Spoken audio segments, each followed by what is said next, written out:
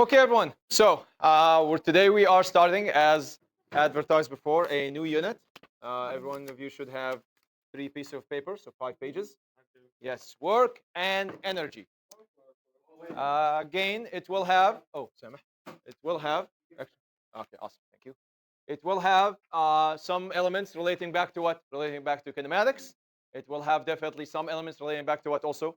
Forces, but also have its own ideas as well, okay? So today we start with what? Work and energy, okay? So technically 2 concepts. However, work is going to be the smaller concept. The biggest concept in this will be what? Energy. Now, officially it covers how many chapters in the book? Yeah, 5 and 6 and 7. We are not going to cover obviously every single part of 5, 6, and 7. We're going to cover most of 5, half of 6, and maybe 1 or 2 sections top of 7. So 5 and 6 are going to be the bulk of this unit. Okay. So work and energy. Okay. So work is mostly in chapter 5. I think it's only like the first 2 sections. Okay. All right. So how do we define work? And I will just write with you. Okay, so work is defined is a physical quantity that is the result of the what? Okay, application of a force. Come on, application, application, application. Sorry, application of a force. If you know anyone who's doing first year physics or like physics right now at Western or in any university, right now they are actually covering the unit of work and energy. The midterm they just wrote 2 weeks ago, I think, covered all of kinematics and all of Newton's laws. Now they're doing what? Work and energy, okay? So application of a force on object and the what? And the displacement of an object. And the displacement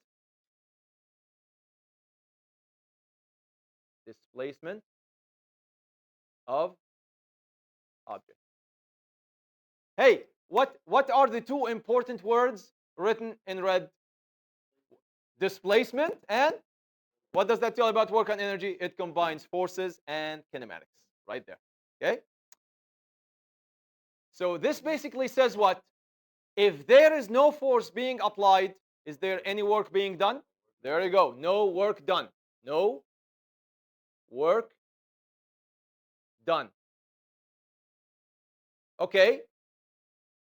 How about if there is no displacement or motion visible? Also what? Same thing. No work done. Which means what? For work to be done, how many things have to happen together? 2 things. A force has to be applied, and that force has to result in what? In displacement or in the resultant motion of an object. So for example, if I do this, did I actually exert a force on the wall? I did. And what's the proof? Every action has a what? I felt what? Reverberation in my what? In my own muscles and bones. Yet did I move the wall? No. So that means what? Even though I applied work, was there any motion? Sorry, even though I applied force, did I end up doing any work? No, because the wall did not what? Did not move. By the way, get used to these words. Force is always what? Applied. Work is always what? Done. Make sure you understand this. You never apply work. You apply what? Force. What? When you apply force, what do you get? Work what? You get work done. So you apply work, and you apply force, then you what? You do work. You never do force to apply work. You always apply the force to get the work done. Okay? All right. I'm taking guesses. What do you think the physical symbol? Not unit. Symbol. Yes. A what? A W. You sometimes can take 2 vectors and yet produce a what? But hold on. You still can take 2 vectors and also produce a what? A vector. There's a way to combine them to either what? Strip away the direction or to what? Or to what? Or to keep it. But here's my question. Can you do the reverse? Can you ever combine 2 scalars and get a vector? Come on, let's think about this. Give me an example of 2 scalars. Scalar is just a fancy way to say what? Scalar is just a fancy way to say what? No, so give me one word. Nope, nope. Number. A scalar is just a what? A number, because it only has what? Magnitude. It could be positive or what? Like temperature, but it's just a what? It's just a number. Give me an example of two numbers. 5 and 6. Okay, what's 5 times 6? What's 5 plus 6? What's 5 minus 6? -1. What's 5 divided by 6? 0.855, like 5/6. What's 5 to the power of 6? My point is, in any way you combine these two scalars, are you ever going to produce a scalar with a vector? Sorry, a scalar with a direction. What does that mean? If you start with pure scalars, you're always going to end up with what? With pure scalars. But if you start with vectors, you can what? You can either produce what? Scalars, or it all depends on how you combine them. And math and physics are built on the what? On the two different ways of combination. Okay? So remember, what must be a what? What did we say? A scalar, which means it must have no what? No direction. You see, this slide always makes its way every single time we talk about a scalar. It must have no direction. All right? Work equals force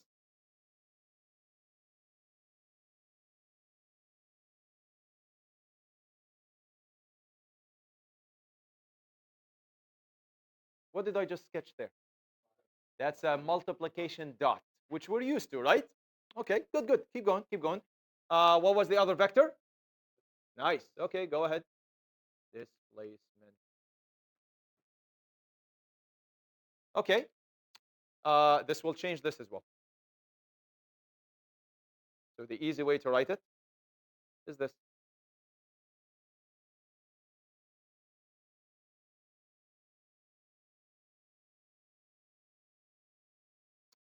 Okay, ladies and gentlemen, let me introduce you to the notion or the idea of something called the dot product. And that is the actual name for it. In physics and math, there is such a thing called the what? Dot product. What is the dot product? And all you need to know about the dot product, everyone, is for the whole course, is literally just this part of this slide. That's it. The dot product is an operation of multiplying what? Go ahead, vectors. Yes, vectors. That produces a what? You got it. You got it.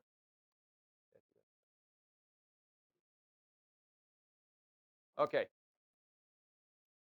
Listen up. What does the dot product or the dot multiplication process depend on? Everyone, it depends on three things.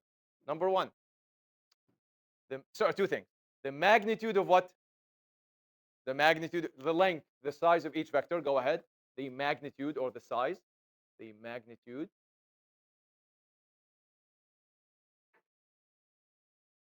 And then the angle. Go ahead.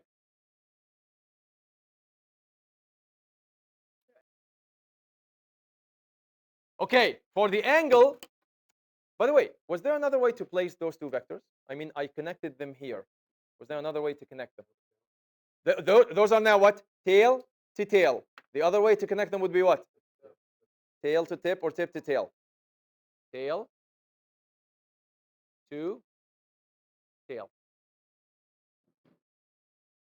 I have to show you now, everyone, the what? The vector free. The one that does not depend on you understanding what? Vectors. Okay, what do we got right now? Work equals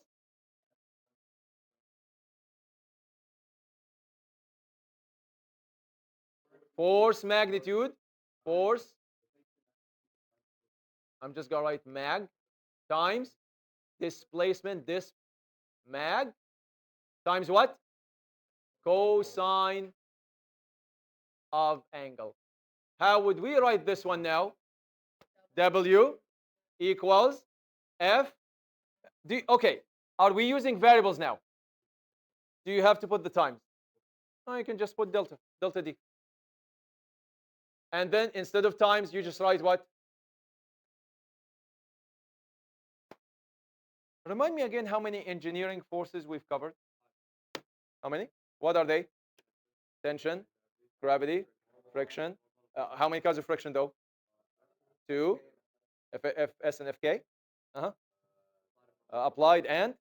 So how many forces do we know? Technically, what? 5. But if you take one of them and make it 2, the friction, you have how many? 6. Guess what? Every force can do its own what? Every force can do its own work. So what could be a question sometimes in some work problems? Find the work done by the force of tension, gravity, applied force, normal force. Here's a question for you. Can I ever ask you for the work done by the static friction force? Think. Does static friction means what? No what? No motion. What did we say has to happen for work to be even there? There has to be a force and a what? It's not just enough to apply a force. I need to do what to the wall? I need to displace it. If something doesn't displace, is there any work being done? So the only force that never does any work is which friction force? Static friction force, because displacement is, you see, understanding the concept makes you understand when things are realized and when they're not. So when multiple forces are what? Which, come on, we've done so many questions with 3 or 4 in the FBD. Each work must have a what? Yes. What kind of a subscript? The same subscript of the old force that it belongs to. So basically, we're going to say what? W subscript. Okay, how about this? W question mark. W with a question mark under it equals F with also what? Question mark under it. Do we need a question mark under the displacement symbol? Do we need a question mark under the theta symbol? Nope. The only subscript we used so far were for what? For the force. Thank you, because we need 5 or 6 of them. Delta D cosine of theta.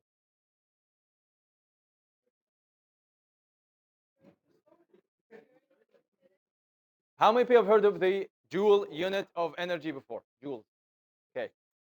What's the symbol for it? What do you think? Small or capital? Hint, it's a name of a person. Yeah, I mean, do we ever use small n for newtons? No way. So small, a capital J for joules. Go ahead. So symbolize J. Symbolize J. J O U L E. Okay. All right. What was the equation again for work? Not the first one with the dot, the easy one, the one that we are going to deal with. Come on. W. All right, let's write it quickly. W equals F with times delta D times. By the way, you don't always have to put the theta in a bracket. It's just a habit of mine. Sometimes I do, sometimes I don't. So feel free to do whatever you want. Do you remember how? Okay, everyone, pencils down. Pencils down. Does anyone remember what was the definition of the Newton? I could ask you to pull up your notes, but I'll lead you on. The Newton. First of all, what's Newton's second law? Come on, by now we should have that memorized. F net equals ma. How do you measure F net? In what? Or how do you measure any force? In Newton. Newton. How do you measure any mass? Kilograms. Kilograms. How do you measure any acceleration? Huh. So you remember what we did? How did we define the Newton? We wrote 1 Newton equals what? Come on. What was the triplet of numbers? 1, 1, 1. 1 Newton is equal to what? Kilogram times 1 meters per second squared. This is legit saying what? Isn't that what this is? So how did we define the Newton? The Newton is the amount of what? Force, just force, that you need to do what? Accelerate how much mass by? Do you see how we read it? You have to write the equation first. So you write the equation, you write the units. Did we write the equation? Let's write the what now? What's the unit of work? I just said it. Joule. What's the unit of force? No. What's Newton? What's the unit of displacement or distance or position? Meters. What's the unit of cosine theta? How? Degrees. But that's degrees is the unit for what? Angles. I'm not asking for the unit of the angle. I'm asking for the unit of the cosine of any angle, or the sine of any angle, or the tangent of any angle. All of them have units or no units? Nice. So the only two that matter here are what and what? Newtons, yeah, force and displacement, or Newtons and. All right. So let's write the units. 1 joule equals what? What? You got it. 1 Newton times. Do I need any times here? No, because these have no what?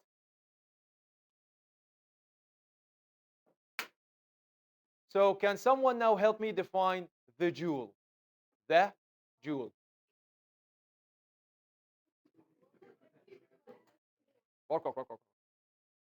So can someone tell me how I started it? The joule is the what? Amount. Everyone, what did you hear? What did you say? You have to always say amount. The joule is the amount of work. Amount of work. That is what? What if someone says the amount of work that is applied? Are they correct? Can you ever apply work? No, you apply what? You apply force, you get work done. Thank you. When a force of 1 Newton, force of 1 N, just 1 N. Okay, everyone, I have to officially say this. Is what? I can't say that look, everyone, look at my hand. I can't say that my force was averaging 1 Newton, which means sometimes it was what, slightly what, above 1 Newton, and sometimes it was what? No, it has to be exact. Imagine my arm to be a perfect robotic arm. I can just what, modulate it to say what, 1 Newton, and it just keeps going at what? What do you see what I mean? It's a perfect application of 1 Newton, no more, no less. Over a distance of how much? Thank you. So over a distance,